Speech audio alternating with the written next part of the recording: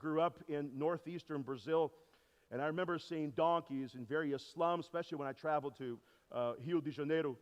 And people would ride them in my neighborhood and other places in the country, and they would use them to carry food and all sorts of other items. I confess, as a child, I never once assumed for a moment that the people who rode donkeys in my neighborhood were of royal descent. It never came to my attention. On the contrary, donkeys are usually found in very underdeveloped countries around the world, and naturally, no one would associate it with royalty in our day, certainly not in the 21st century. But in ancient Israel, they did. In ancient Israel, they did. In the book of Kings and in Samuel, donkeys were royal transportation.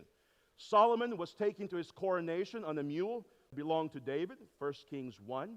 David's sons, the royal sons, rode mules in 2 Samuel.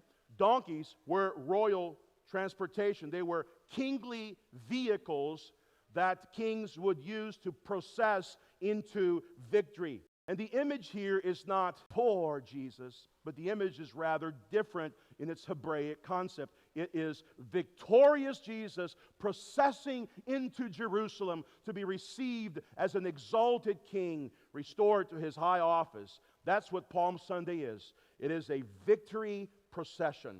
A victory procession. And in a procession, the king rides in his royal transport to announce victory, to announce deliverance to the captives.